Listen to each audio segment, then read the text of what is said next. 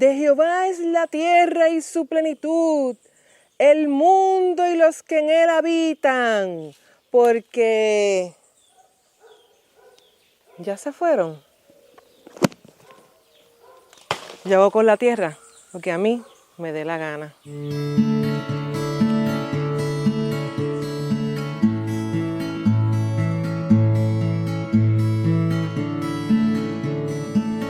Saludos, gracias y paz. Les habla Kelmanis Pérez Rivera para otro episodio de Ecoteo.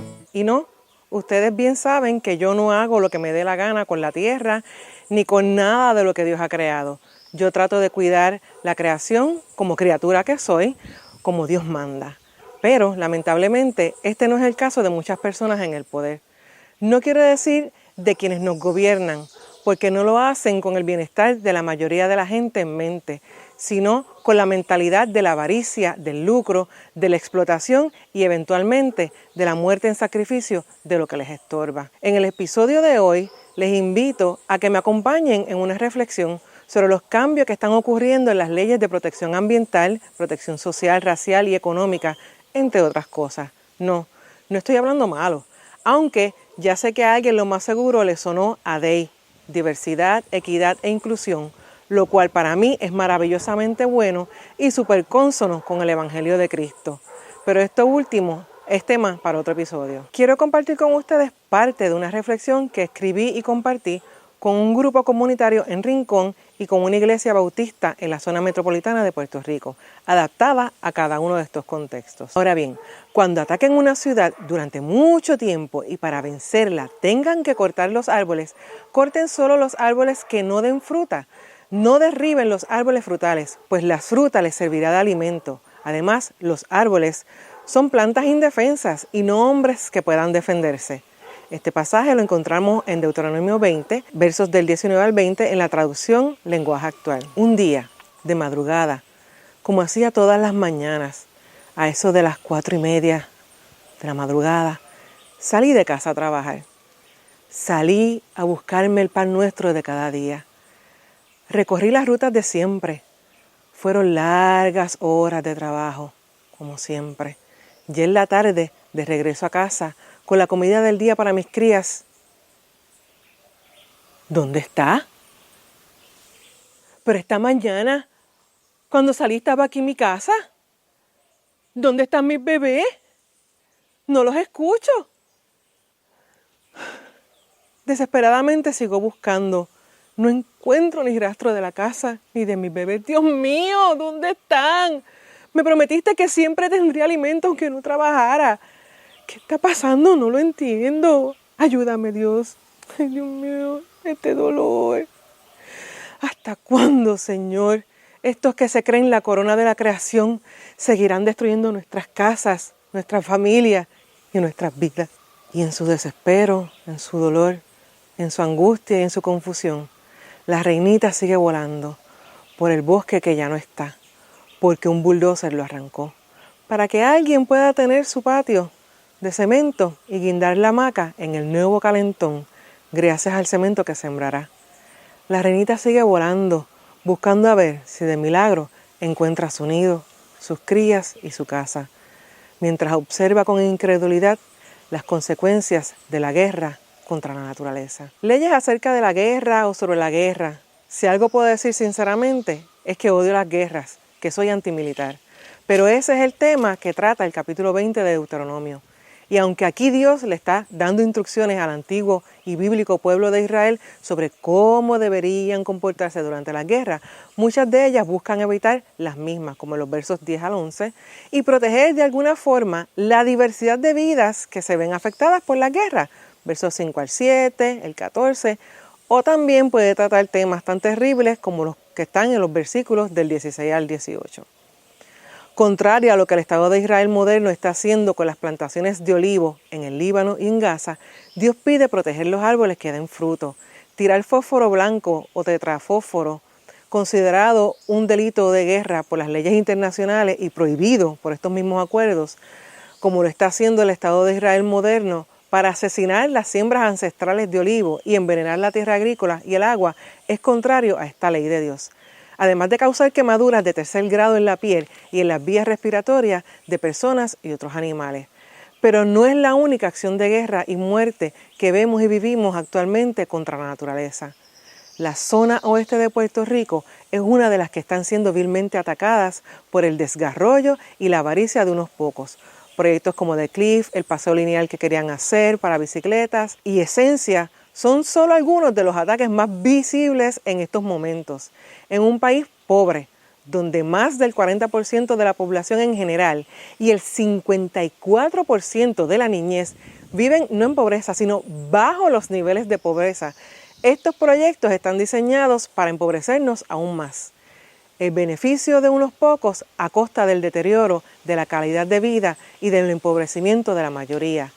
Y esto es parte de lo que produce la guerra contra la naturaleza, el empobrecimiento y la destrucción de hábitats que llevan al desplazamiento o a la desaparición de especies y a la gentrificación. También incluye la contaminación al aire, al agua, al viento, de la vista y por ruido.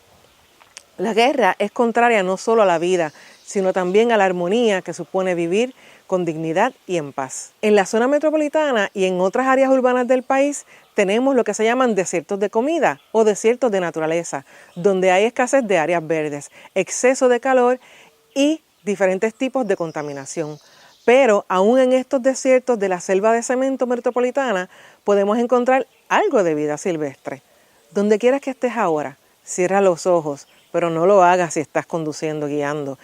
Y piensa en los elementos de la naturaleza que te rodean. ¿Puedo identificar qué plantas, arbustos o árboles hay a mi alrededor? ¿Conocemos alguna de las funciones de estos seres? ¿Por qué esta especie está en este lugar y no en otro ecosistema? ¿Cómo me beneficia a mí un árbol que no puedo alimentarme de él, como nos dice el texto en Deuteronomio? Quizás a mí no me sirve de alimento, pero sí a una gran diversidad de organismos para los cuales un solo árbol es todo su universo conocido, como para los polluelos de la reinita. También les puede servir de casa, de refugio, de medicina. Y es que cuando un ecosistema está en armonía, lo que beneficia al zorzal pardo, al colibrí o a la reinita, eventualmente también me va a beneficiar. Pero la armonía de los bosques no solo está en lo que vemos por encima del suelo, en los troncos, ramas, hojas, flores o frutos, o en la diversidad de aves, insectos, hongos o líquenes. La verdadera armonía de los bosques ocurre bajo tierra, en esa parte que nos es todo un misterio porque no la vemos y no la conocemos, o la conocemos muy poco. De pequeña yo les decía a mi mamá y a una de mis abuelas cosas que a veces les resultaban extrañas. Por ejemplo, les decía que el clima estaba cambiando y que las plantas sí sentían. Ya de adolescente pude entender que lo que decía sobre el clima, que formaba parte del efecto de invernadero y del cambio climático antropogénico, o sea, creado por el ser humano, que ya estamos viviendo. Pero de lo que las plantas sienten me tardé un poco más en entenderlo, al menos desde la ciencia, aunque siempre tuve la corazonada de que algo pasaba, en especial bajo ese suelo que no vemos y desconocemos. De las pocas raíces que logramos ver en los ecosistemas urbanos boricuas están los árboles y la vegetación que a veces crecen a orillas de la carretera o cerca de cuerpos de agua. Esos árboles que nos rompen las aceras estaban allí antes de que se tirara el cemento que hoy levantan, o es vegetación mal sembrada. Les vemos las raíces y cómo se tuercen y se entrelazan, raíces de almendros, de robles, de árboles de María y tantos otros árboles y arbustos que crecen en estas zonas urbanas boricuas. Pues bien, bajo tierra ocurren muchas cosas que favorecen la armonía, la salud y el bienestar general de los bosques. Ahora es que la ciencia está comenzando a entender y explicar eso que yo le decía a mi mamá, que las plantas sienten. No tendrán un cerebro ni un sistema nervioso como los seres humanos y otros animales, pero sí saben compartir y ser más solidarias que mucha gente. Me explico. En años recientes, la comunidad científica que estudia el comportamiento de las plantas logró entender por qué botan hasta la mitad de las azúcares que producen por las raíces directamente a todo ese subsuelo invisible a nuestra vista. ¿Se acuerdan cuando nos enseñaban en la escuela la reacción de la fotosíntesis, que el sol, la luz, el agua, el oxígeno, el dióxido de carbono producían azúcar para el alimento? Pues estoy hablando de eso. Esa mitad de ese azúcar que se produce en ese proceso de fotosíntesis se ha descubierto que hasta la mitad puede ser eliminada por las raíces. Y es que en una cucharada de suelo, una cucharada como la que usamos para usar el azúcar al café, saludable, en un suelo saludable, pueden encontrarse más microorganismos que gente en el planeta. Muchos de estos microorganismos, especialmente los hongos, se alimentan de estas azúcares que las plantas eliminan por sus raíces.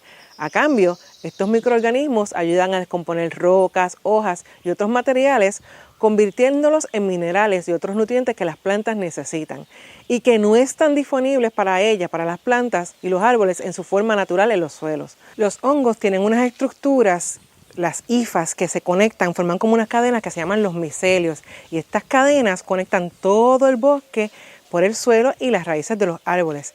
Estas conexiones son como unas carreteras por las que las plantas y árboles intercambian información.